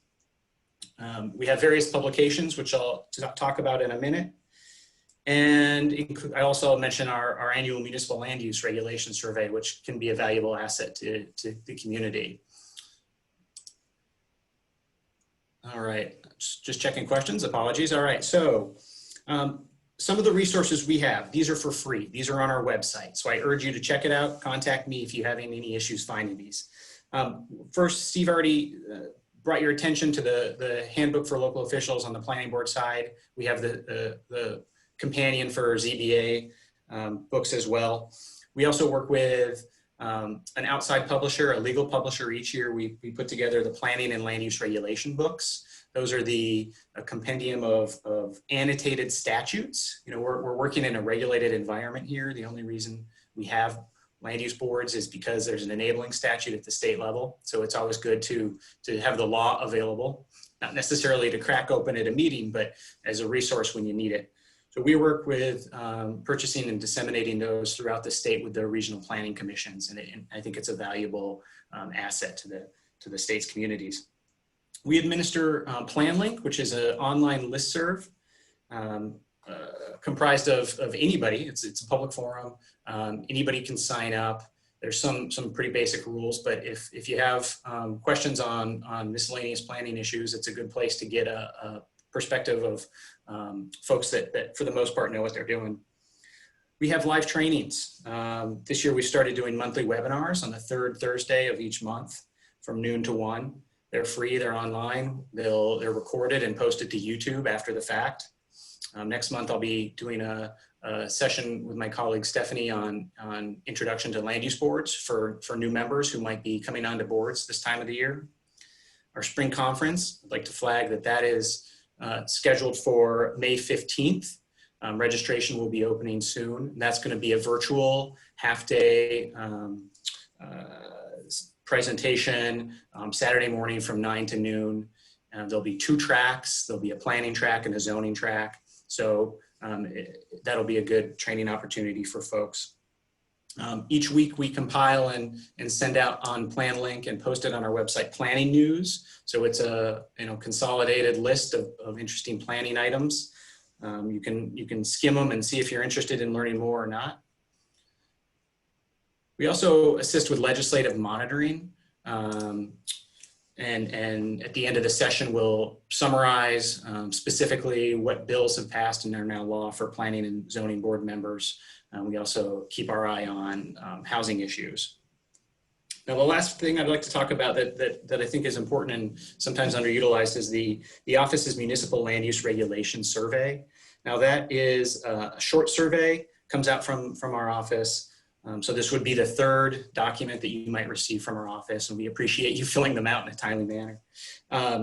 It asks for information at the municipal level on the land use regulation updates, master plan topics, housing information, building code information, economic development, planning techniques, regulations and energy information, et cetera, et cetera. It's a two-sided page, and what we do with those when we get them back is my colleague Noah has put together a very in-depth database. It's interactive, and you can go and you can say, oh, let's say I'm a community in Cheshire County. I'd like to see what other folks are doing with respect to their master plan updates. You can search various criteria, you can sort the data, and you can really come up with a good starting point for your own investigation into your own regulations. Now, it's not that you should cut and paste these from one community to another, because I'm sure the lawyers on the line would cringe at that thought, but it's a good place to start. You don't want to recreate the wheel if you don't have to. So that said, we're happy to work with our partners, NHMA, New Hampshire Housing, and the regional planning commissions. And that's a segue to the next slide here. Thank you. So regional planning commissions, what are they? Again, we are dealing with creatures of statute. These are enabled under RSA 36. There's 9 of them that are in the state. And essentially they support the local communities with planning and community development. They're voluntary. And I say that, but most communities, 90% of the communities are members, and they don't have any regulatory jurisdiction over land use planning. And sometimes I think there's a sort of a myth out there about the role that RPCs play. They're really there to help the communities, not to drive anything else. All right, so I will say that the RPCs sort of provide a good synergy, if you will, or cooperation between the state level, the regional level, and local planning. So they do serve a valuable role. And one of the roles they do is actually, and I think there was a question on this, the development of regional impact. They help review with that, and they provide notice with proposals that are of a scale that have the potential for a regional impact. So there's a segue to DRIs. So again, this is a statutory process. Essentially, it provides notice to affected abutting communities and the respective regional planning commissions for developments of a certain scale. The development of regional impact is a defined term, 3655, excuse me, states that a DRI means any proposal before a land use board which in the determination of the local board could reasonably be expected to impact on a neighboring municipality because of factors such as, but not limited, the following list right there. So we have dwelling units. If you can think of a big proposed apartment building in a small town, proximity to the borders of the neighboring community. If you have a somewhat controversial use right on a municipal line. A while back there was a proposed gun range right on a line that caused a lot of controversy. Transportation networks. We can think of, for lack of a better word, giant distribution centers that might be proposed in certain communities and the impact they might have on the roads. There's classic sort of nuisance considerations, your light, noise, smoke, odors, and particles. If I wanted to open up a slaughterhouse right on the edge of a municipal residential development in the adjacent town, that might be an issue that would warrant notice as a DRI. There's environmental considerations such as aquifers and surface waters. And then there's shared facilities. You can think of communities that share, for example, a treatment plant, a sewage treatment plant. So I see a couple questions here that might be relevant to me. Okay, so is an RPC available to help an applicant in any way? So I would say that the RPCs have a lot of information and resources on their website. Typically, they work for the communities. So I think that not directly, but they do have, they are sort of a place where you can get general information. And another question, so this is a classic sort of like, does X equal a DRI? And the question is, would 30 new, it looks like it makes sense. Sorry, I'm reading Steve's answer. All right, so I'm gonna answer this question. Would 30 new apartments in a town of 1,700 qualify for a DRI? this is the great thing about this, is that it depends. Just because it checks a box or doesn't check one of these boxes, this is a non-inclusive list. So I don't think I can say whether or not that particular example necessarily does or does not satisfy it. That's why it's a vote for the board. Now, I will say that each RPC has guidance on this, and they have checklists. So they, and I think some of those actually do include quantitative elements, but I don't know if I can say specifically whether or not that statement is always one thing or another. So moving on.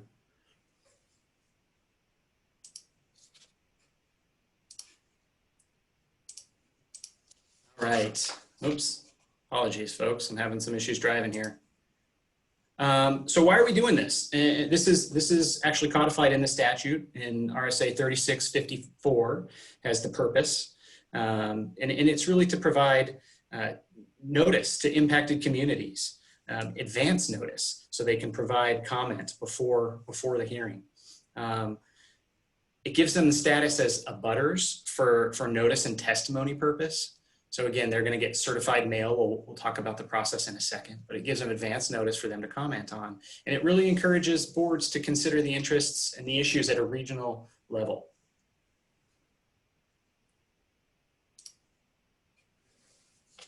So when do we do this? And there was a question on this, and I think Steve Buckley said that this is done at acceptance, and I think that's typically when it happens, when an application is found to be complete. But the statute talks about it, reviewing it promptly. And again, this is the potential for regional impact. And I will say the last line in there is sort of important. Tie goes to the runner, so to speak. So if you have doubt, if you're kind of vacillating on the edge of one or the other, the statute specifically says doubt is resolved in a determination that the development has potential regional impact. And with respect to the timing on this, so if you had your acceptance, you found that there was potential for regional impact, I think you would continue that hearing to a date certain outside of the window to allow you to satisfy the statutory notice provisions.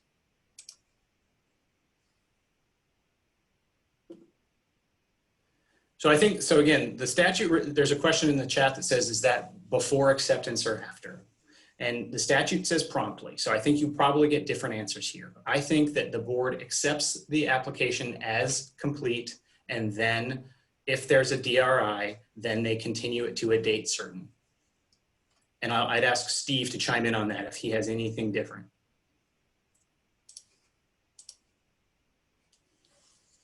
So the procedure specifically, when you trigger this, within 5 days of that meeting, you're going to want to send copies of the minutes via certified mail to the Regional Planning Commission at issue and to the affected neighboring municipalities. At the same time, you're going to send a copy of the development plans to the RPC. And all these costs are borne by the applicant.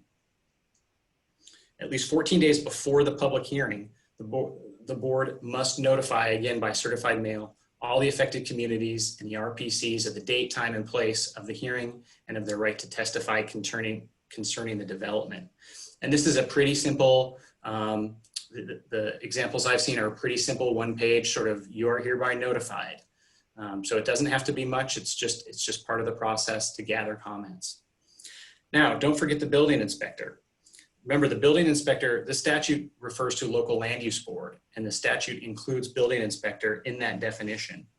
So if for some reason an application gets to the building inspector before any other board addresses this issue, that burden falls on the building inspector. And if they find that the project has the potential for regional impact, then they would notify the governing body, and they would also notify the RPC and any affected municipalities, again, through certified mail. They would then have those affected municipalities, and the RPC would have 30 days to submit comments.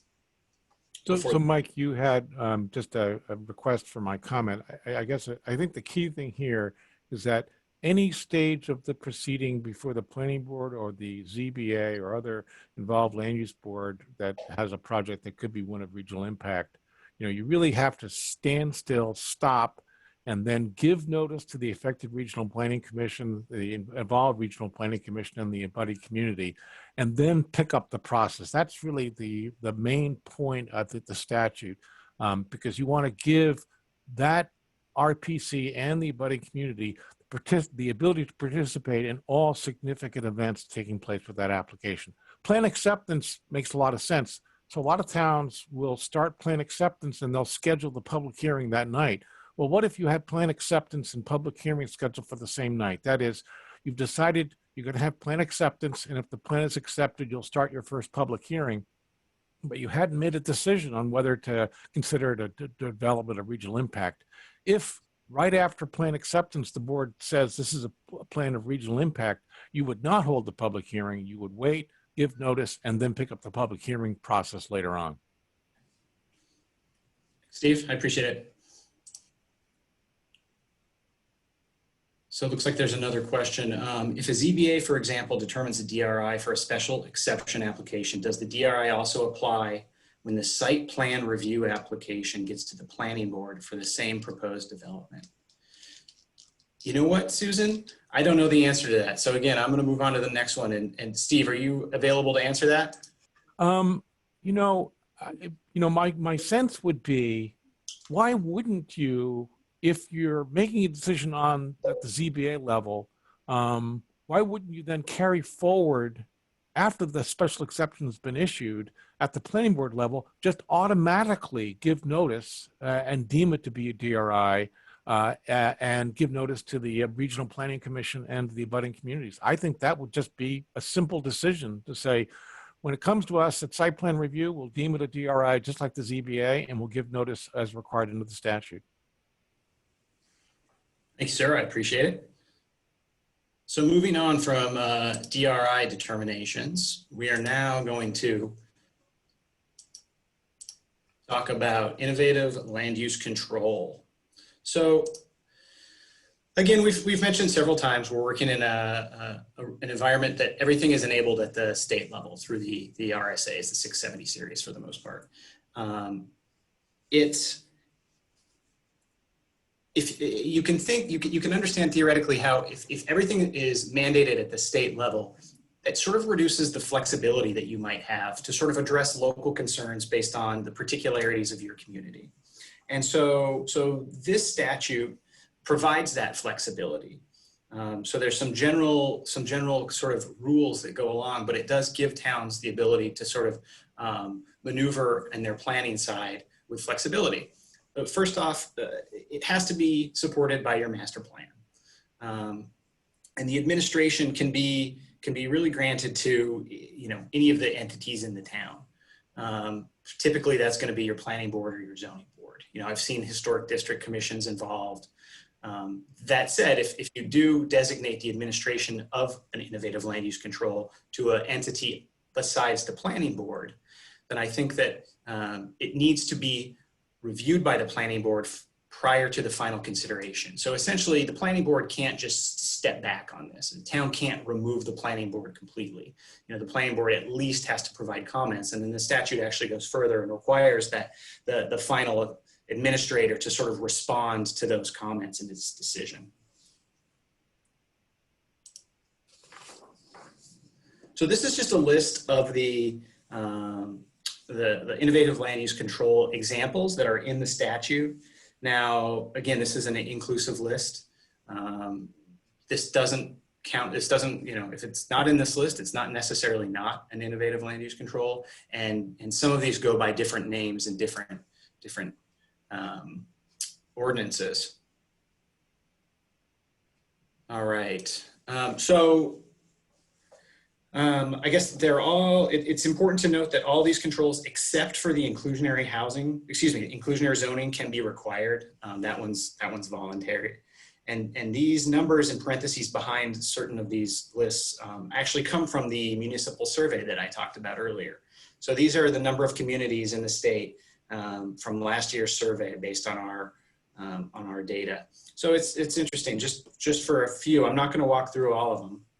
The statute defines some of them, and there's there's reams of information on the various tools, but just for example, you've sort of got some of the less common techniques, such as the transfer of development rights, where you can sort of enable development to be shifted from areas that the community wants to conserve to areas where they want to encourage development. You can sort of apply these in an environmental context where you're allowing municipalities to protect natural resources or features, and oftentimes you'll see aquifer overlays or wetlands, floodplains, or habitat. And then a more common one is the cluster development.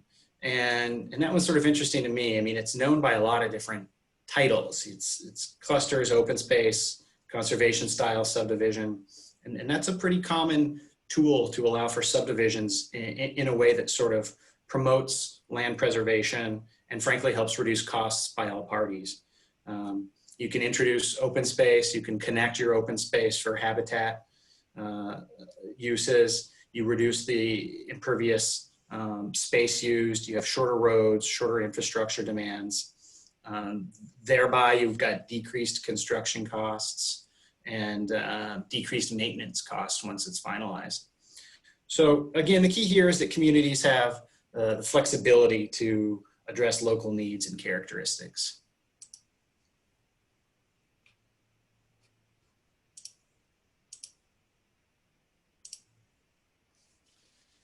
All right, moving on to the third and final topic that I'll be talking about today. And I am cognizant that we're at 2 o'clock. So I've got one more topic, and I don't want to rush it too much. It is important. This impacts, all boards.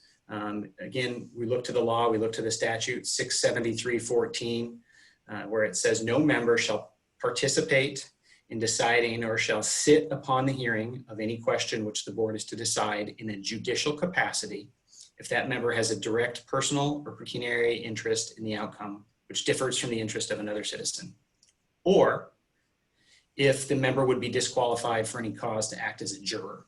So essentially this is a two-pronged analysis. First, you have anything that you have a unique personal or financial interest, or if you'd be disqualified as a juror. All right, so it looks like we have a question here.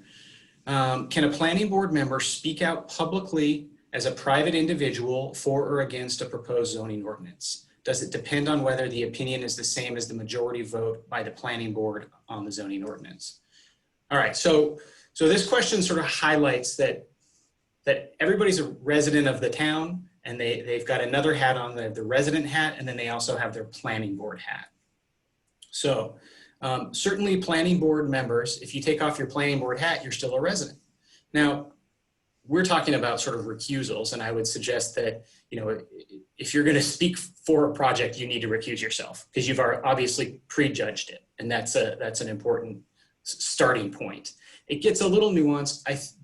When you ask folks, the attorneys, what to do when you're recused, they will tell you to leave the room, and that's so you don't have a perception of tainting the process. And ultimately, you can taint the process. You can envision a planning board member that really advocates for something. Say they don't leave the table. That would be exceptionally inappropriate. Say they go down into the first row of seat and their body language is clearly, indicative of their position.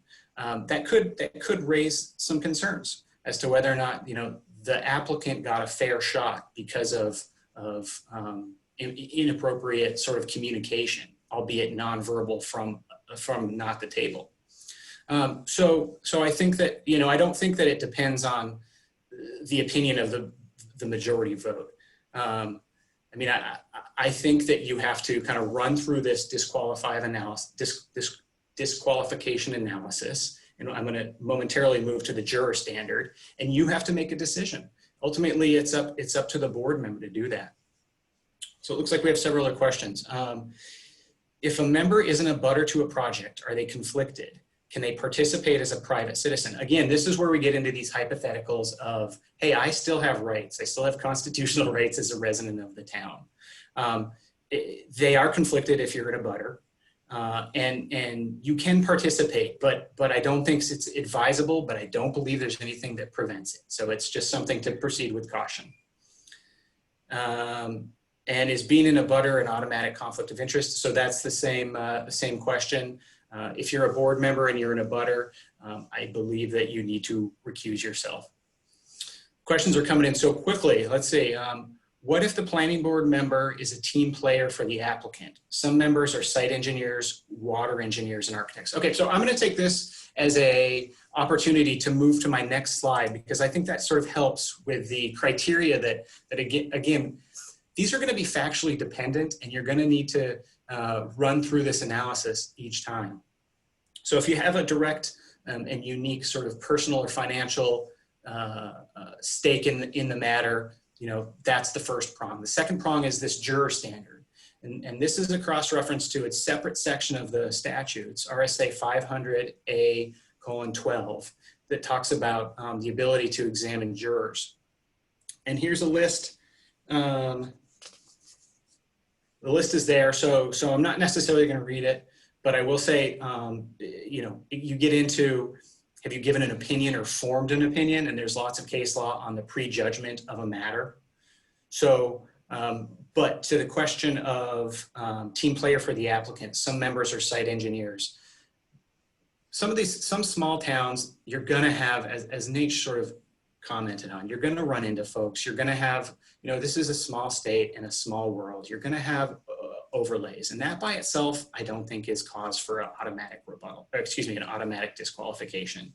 But if that board member employs parties to the case, they share attorneys, then you're getting into, you know, possible disqualification. But just because, you know, just because they share a profession, I don't think that by itself warrants disqualification. Now, the first part of that question, if they're a team player for the applicant, that I believe is more of a philosophical sort of observation. I don't necessarily think that it is directly related to the disqualification standard. All right, what about a board member who runs with a platform of supporting an application, promising to get the project done? I'm going to put a pin in that and pause it, because after this, we're going to do a couple case studies. And I think what that question gets to ultimately is prejudging an application. And I think that that's probably inappropriate just based on what statements there. If a member is making public comments about how, yes, this project's going to get through, or no, this project's not going to get through, before the process is completed, I believe that that is inappropriate. My question was, one, isn't judicial. Can a board member advocate for or against an article on a warrant? So this touches on, and we did receive a question in advance, and this, I don't know if this is the same question or different, but this touches on a distinction here, and I'm sort of getting ahead of myself, but since we're here, we'll stay here. When board, especially planning board members are sitting, they sit in a quasi-judicial capacity, where you're essentially akin to a judge. You are, you know, you're weighing an application against a legal framework, and you're finding facts, and you're making a decision. So that's why the question says, isn't it judicial? So that's, we don't have our quasi-judicial hat on. We are speaking more on policies and principles. And that's where it gets a little bit more gray. And I think there is case law on that issue. And I think it ultimately depends on what you say. By the nature of the planning board, you're forward thinking. You know, we're looking at the master plan land use section. We're looking at zoning amendments. And so we might, planning board members might articulate concepts that are relevant after the fact. And I think it really is going to depend on the degree the degree of the speech. So by way of hypothetical, let's say that I am a proponent of housing, and I think that New Hampshire needs more housing, and I go on the record and say we need to, you know, we need as much housing as we can get. I work on the master plan section, on the land use section, and I identify, you know, we identify specific parcels within town, and I go on the record saying that would be great for a big multifamily, you know, a giant apartment complex. Perhaps that's an example of a principle, you know. Fast forward 6, 8 months, a year, and a big application comes on that piece of land. am I really coming at that with an open mind? And in that hypothetical, I might suggest that even though it's a policy or a principle that I'm speaking on, disqualification is warranted. Now, mind you, that's not always going to be the case. So it really does depend. Let's see, another question here. If on applicant team, I know one would recuse oneself, but do you need to leave the room? So this is where you get different opinions. I mean, I do think that if you ask your town council, they're going to say, and I don't want to speak for them specifically, but when I hear lawyers talking about this, practicing lawyers, they say, leave the room. And I think that's best practice. And I frankly think it should be sort of ingrained, maybe in the rules of procedure. Sometimes there's a little ante room that the member can go and just sort of seclude themselves, maybe either watch it streamed or really just take yourself out of the equation so that you don't have the potential to taint the process. So it looks like we've caught up with questions for now. All right, let's get back to the slides. So we talked about the quasi-judicial capacity. Ultimately, these are constitutional rights of the applicants, and you really have to be impartial with them. This is really serious stuff. I will address, just note that sometimes people kind of confuse recusal versus abstaining. The recusal is immediately removing yourself from the discussion and the vote. You don't take part in the process. Abstaining means you're there, but you don't vote.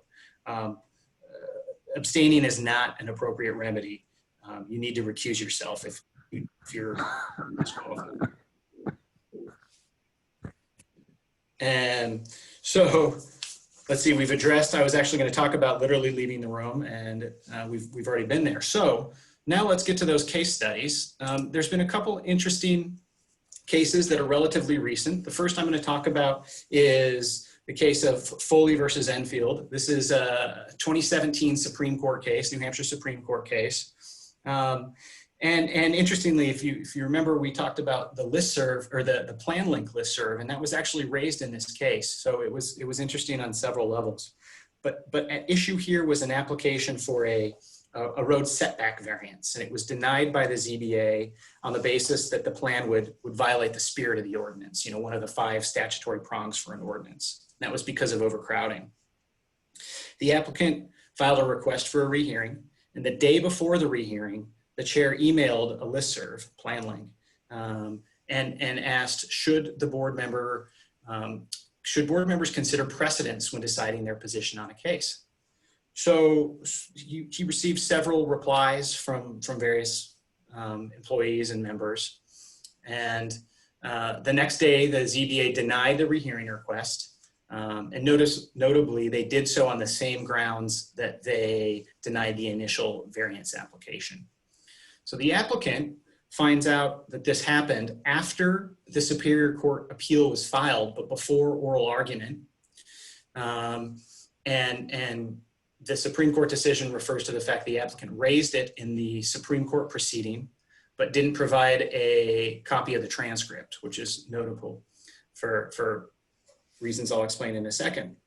The applicant argued that these ex parte communications between the ZBA chair and the listserv violated his rights to a fair hearing. And had he known about it, he might want to ask follow-up questions or ask for a recusal. So the court noted that the plaintiff failed to preserve the issue because the plaintiff didn't actually provide the trial transcripts to the court. So the Supreme Court took kind of the procedural way around this. That said, they concluded that the plaintiff also failed to demonstrate prejudice because the rehearing denial was on the same basis as the initial denial. So the court didn't ultimately get to that issue, but I think it's a really important piece here to sort of the practice pointer I'd say is what you say can and will be used against you in a court of law. So when you have your planning board hat on, you're somewhat in the public, and you really need to be cautious of what you say in all capacities, online and in person. And the other takeaway here is you can also always consult with your staff or town council as appropriate. If you have a pending application, perhaps it's best to just take a step back, ask the folks that you're comfortable asking, and then really have the dialogue in the deliberative phase with the board members, with the applicants there in an open forum, so that there's no sort of potential for foul play.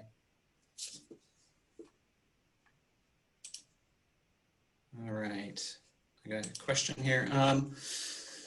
Let's see, here's a question. I'm on the budget committee, but joined the planning board this year. I can see how new developments change the budget. I'm just getting started with even just learning about planning, and everything is being wrapped with how it reflects back in the budget. Any advice on how to proceed? Let's see, so I guess this gets to, and I'm sort of talking out loud here, oftentimes an application will come through and they'll say, you know, this proposes X amount of new houses, and that's going to bring X amount of kids to the schools, and that's going to be expensive, and the taxes aren't going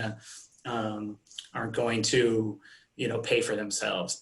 I think it's a very complex discussion as to the numbers on that. There's nothing, you know, there are studies on that, but as to advice on how to proceed, I think that you know, if you're worried about being conflicted, you just run through this analysis each time. Have you prejudged it? Because what you're talking about, essentially, it sounds to me like, are these more of the principles, the policies piece. So there's certainly a potential there, but by, you know, the fact that you are having these broader discussions doesn't necessarily put you in a place where you need to recuse yourself. It's just frankly not practical. So the next case study we have is a 2019 case out of, oh, and sorry, before I start this, there's an updated cost of community services studies. I don't have that, and I'm not the person to ask on that. If this person wants to ask me offline, I'm sure I can dig some research up and get that to you. I just don't have any information off the top of my head. So the second case study here, and I apologize, we're going a little late. I will be quick here. This is an interesting one. This was a conditional use permit application before a planning board. After 2 nights of a public hearing, but before the deliberations, member 1 posted on a Facebook group page the following quote: "Just an update for when the station goes to vote. Both myself and member 2 are in agreement that it does not fit that neighborhood and should not go through. As we're all on the planning board as primary and alternate, we will vote against this proposal," unquote. Obviously, I've taken names out just to sort of make it a more clinical analysis, but so member 1 and 2 also were members of that Facebook group. The applicant found out about this and asked for the members to be recused, arguing that they had prejudged the application. So member 2 was a voting member, did not recuse themselves, and actually seconded the motion to deny the application. Went up to Superior Court. The Superior Court felt that member 2 had made up their mind before deliberations. Notably, the court sort of said there's no evidence in the record to say that the member had made up their mind before the public hearing. And this particular town, there was a lag between the public hearing and the deliberations. And the court ultimately vacated the decision, kicked it back down for a do-over and said member 1 and 2 cannot participate. So again, be cautious of what you say online. Don't prejudge an application in real life or online. And really come to the deliberative phase with an open mind. Come to the whole process with an open mind. And that's not to say that we all don't have our perspectives on things, but you really owe it to an applicant to have an informed discussion on this without making up your mind until the appropriate time. Really quick, my last slide here, I'll just note that there is a process for an advisory vote where the statute delegates board members or the member at issue to sort of have a straw vote essentially and ask whether or not the board members think that that member should be recused. It's advisory only. Ultimately, the decision is the board member's decision. The local community can expand the right of folks to ask for this through their local ordinance or their procedural rule. Social media rules, in my observation, most communities are still addressing this through a more standard conflict of interest provision. Very few of them have specific social media policies. And I think ultimately, one, these are relatively, new. They're only going to get more common. But really, this is just another way to communicate. And so it really does sort of fall within existing conflict of interest rules of procedure. But it's certainly something to consider whether or not your community, it's appropriate to bake this within the rules of procedure. Ultimately, these are really tricky questions. When in doubt, I would suggest erring on the side of caution. And you can always consult with your town attorney for legal advice. So that said, I do apologize. I think I went a couple minutes over my time and we are over. And so I'm going to give up remote control and let the powers that be take it away.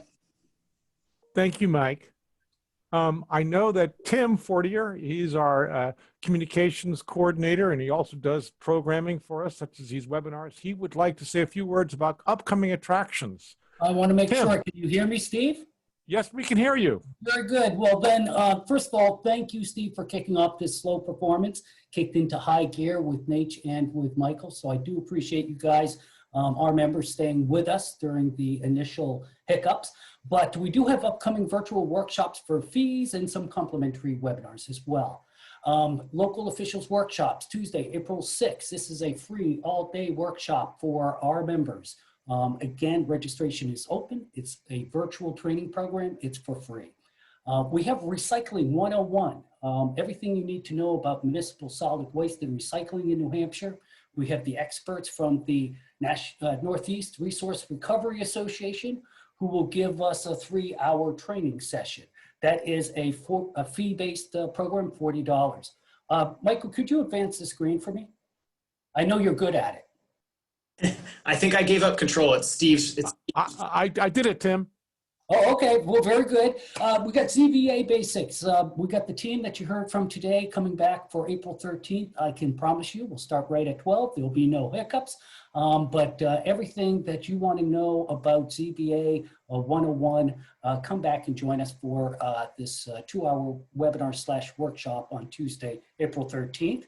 And then we have the right to know law, meetings and governmental records. Again, Steve and Natch will tell you everything you need to know about the right to know law, how it impacts records and meetings.